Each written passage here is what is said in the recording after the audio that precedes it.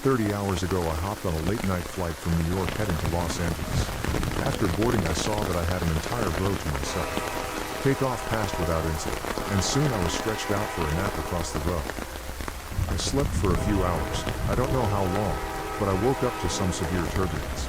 It's possible that the lights in the cabin went out for a moment, but I was so disoriented that it's hard to say. I checked my phone to see that it was 4:03 a.m., which I figured gave me about an hour until we landed. When I looked out my window, I was shocked to see nothing but wide open ocean. My jaw dropped. There's obviously no ocean between New York and Los Angeles. I hit the button to call the flight attendant and spent the next few minutes racking my brain for a lake that could have possibly been big enough to explain what I was seeing. I jumped when the attendant flipped off the light. She was grinning from ear to ear, and tears were pouring down her cheeks. "How can I help you, sir?" she asked. I froze for a moment at her reaction before deciding to just ask my question. "Where are we? Why does it look like we're flying over an ocean?" She wiped her cheeks to clear the tears, still grinning wildly. "Sir, we'll be landing in about an hour." Okay, thank you," I said.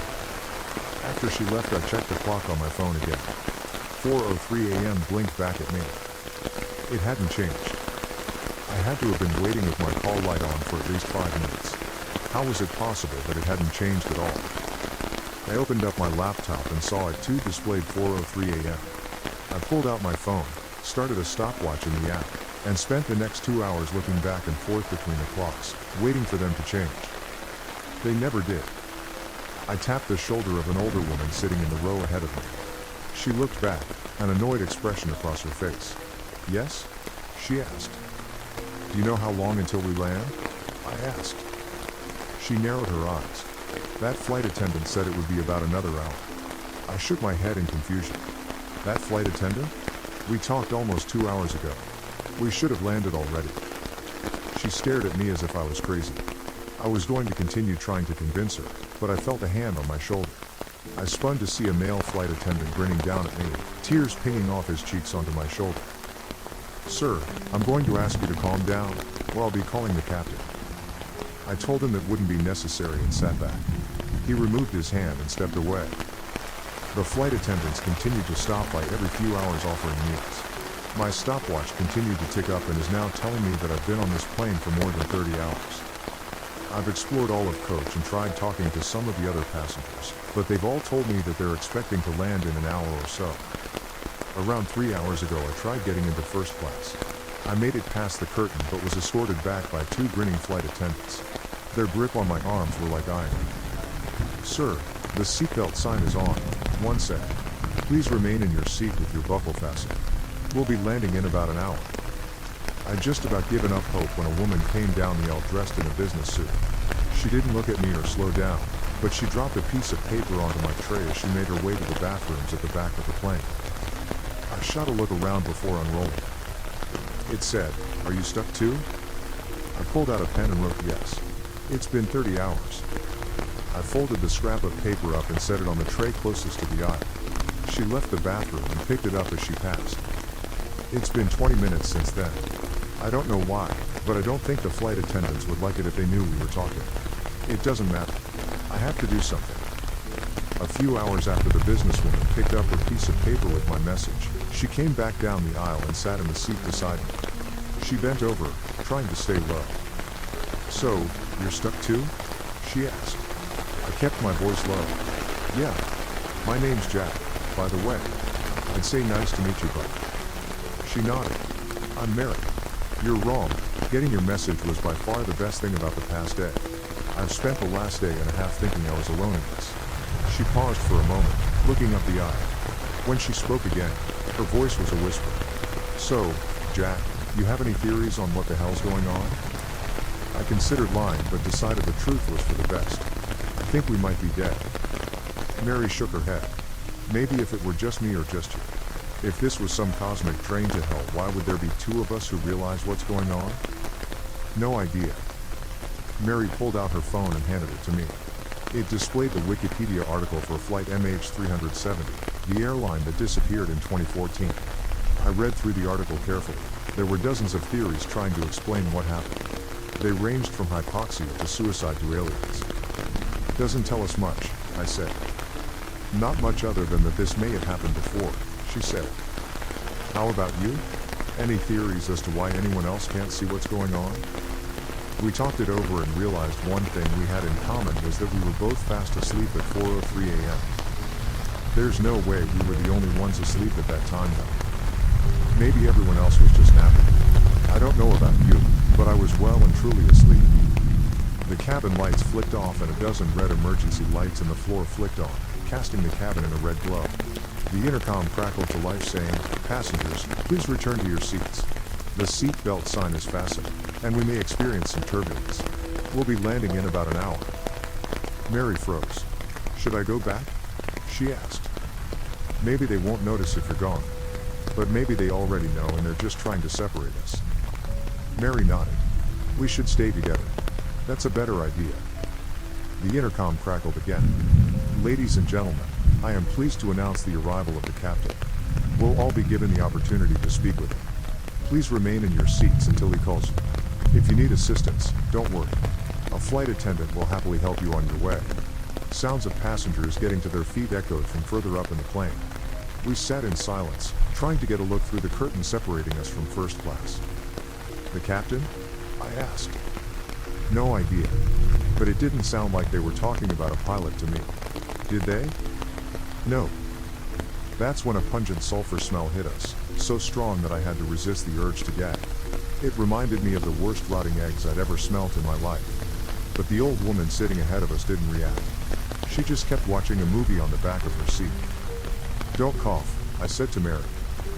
We fought it for a few long seconds before giving in, coughing hard and violently.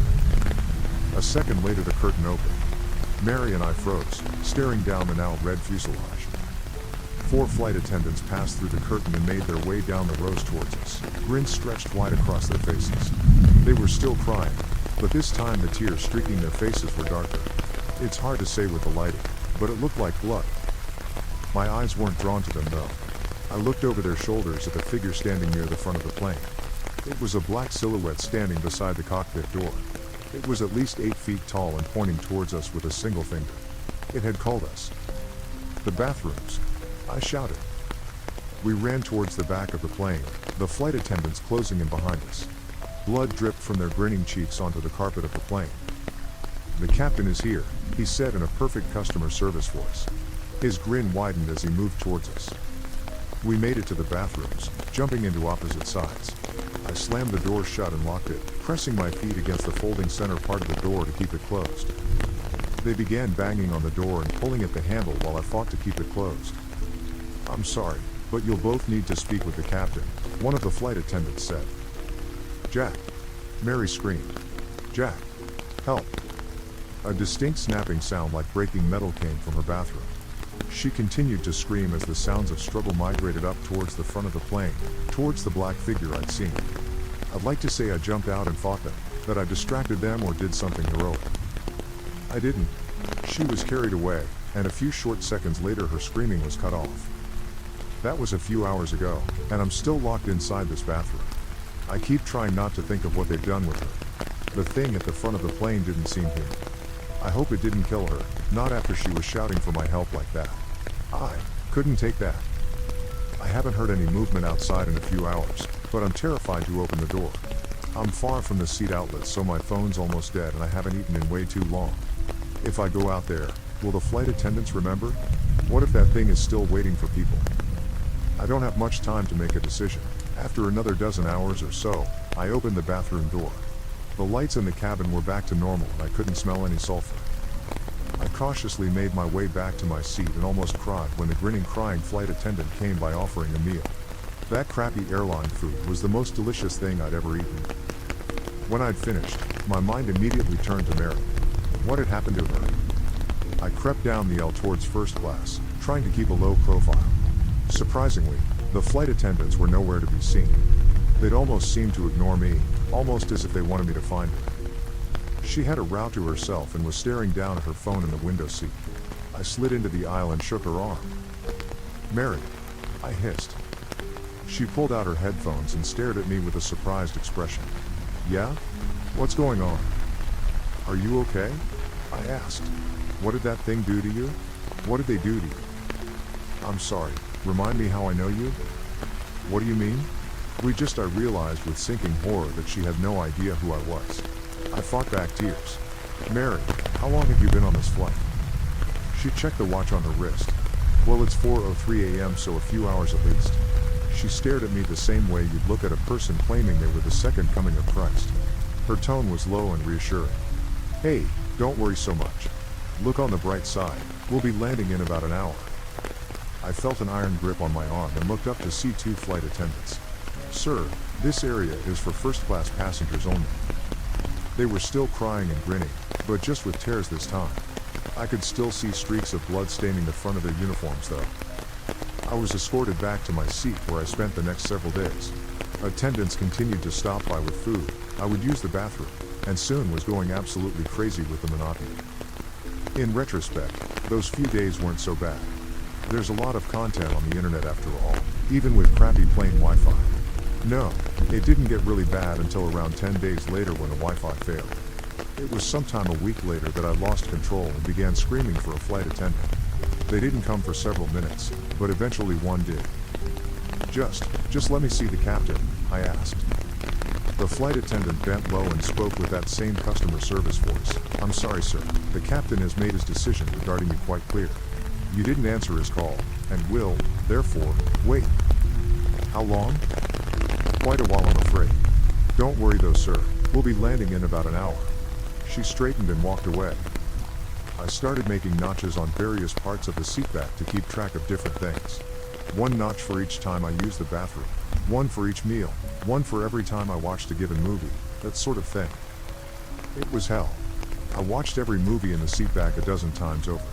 If I ever acted out badly enough, I would be escorted back to my seat by one or more flight attendants. Any attempted conversation with other passengers was met with confusion by them, followed by a quick escort back to my seat. I guess it was on or around day 30 that, in a moment of panic and psychosis, I broke my laptop and phone, screaming at the top of my lungs. No one around me reacted in any way. 2 months later, I stunk. The muscles in my legs were tight and cramped constantly. I finally concluded that suicide was my only option after my 128th rewatch of Thor Ragnarok. I got to my feet and limped towards the emergency exit. I knew normally the pressure inside the airplane forced the doors closed, but I figured that nothing about my situation was normal. If this didn't work, I'd find some other more painful way to go. I grabbed at the handle and swung it up. To my shock, the door opened easily, though no wind of any kind whipped around the cabin. It remained the standard slightly too cold temperature that it had been for the past who knew how long. The open door called to me, a black portal out of the plane. I stared at it for a long moment, almost too long. An attendant's hand grabbed my shoulder, pulling me away. In a fit of anger and strength that surprised me, I wrenched away and jumped out of the plane. The wind whipping past my face was almost magical, a new sensation after so many months of the same. The ocean below me grew closer and larger, and I realized that suddenly, I didn't want to die after all. It grew larger and larger and larger until it seemed that all I could see was darkness and waves. I impacted the surface of the water so fast and hard that my entire body jerked around in the seat. I pulled my hand back, sucking at my bruised knuckle. I'd hit it on the seat in front of me. No, I whispered. Then shouted. No. No. No. A flight attendant ran down the aisle, kneeling beside me. Are you okay, sir? I clenched my hands into fists, almost swinging at her. But then I realized. She wasn't grinning. She wasn't crying. To be honest, she looked a little scared of me. I reached my right hand down to my pocket where I could feel my now unbroken phone. 4:04 a.m. Sir, if you can calm down, we'll be landing in about an hour. My mouth tasted like ash. Thank you, I managed. I will. I stared unblinking at my phone. It now displayed 4:05 a.m. Then I looked out my window and began to cry at the sight of city lights below me. We did land in about an hour. I can't even begin to explain why or how, but I'm currently sitting in an airport cafe typing this out. I'm free. I'm out. And I'm never going flying again.